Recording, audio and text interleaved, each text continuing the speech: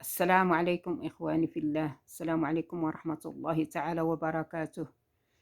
اليوم جبت لكم وصفة حق السعال أو الكحة، زي ما يقولوا كحة مرة مفيدة. في ناس عندها كحة قوية، يعني الكحة اللي يقولها ديك، كي يقولوا لها سعلة الديك، كل واحد وإيش يسميه، مهم سعال أو كحة.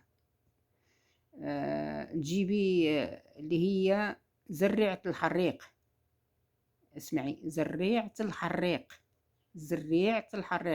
هذه مرة مفيدة. زريعة الحريق هذه حتجيبيها تغسليها وتنظفيها، بس تجيبيها من عند عطار يكون كويس، في على حسب العطار، يعني ممكن مش أي عطار حيبيع الحاجات نظيفة. تجيبيها تكون نظيفة، شميها لو فيها ريحة ولا فيها شيء، أو العطار يعني مش عنده حاجات نظيفة، يعني بعض المرات يكون العطار مش عندهم داك النظافة يعني. بس جيبيها وغسليها ونظفيها، حطها في الشمس. طيب اطحنيها واعطي للصغار معلقة صغيرة، وللكبار معلقة كبيرة بس ما تكون مليانة.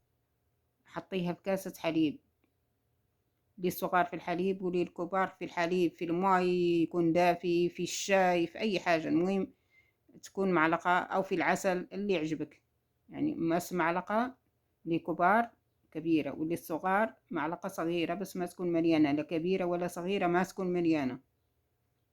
طيب جربيها هذه بالتجربة يعني. هذه زرعة الحريق معروفة، يعني في أي مكان معروفة، بس على حسب البلد، مش عارفة في بلد تانية إيش اسمها. المهم يديرها الإنسان في الإنترنت يطلع له المرادف حقتها، يعني إيش هي. كمان جبت لكم اللي هي الإنسان اللي يكون عنده بطنه تمشي بسرعة، يعني الله يكرمكم يدخل للتواليت بسرعة، يعني على طول ياكل من هنا وينزل من هنا، أو في جاته الله يستر أمراض، هذه المرض الكوليرا والحاجات هاي. هذا حاجات بسيطة، يعني بسرعة يوقف. لو جه هذا الإسهال، بسرعة يوقف الإسهال في نفس الوقت يعني. حتجيبي الشاي الأخضر، مو الشاي اللي هو في الأكل سميته الشاي اللي هو ليكتون أو ليبتون، يعني في الورق، لا، الشاي الطبيعي جيبيه طبيعي كده.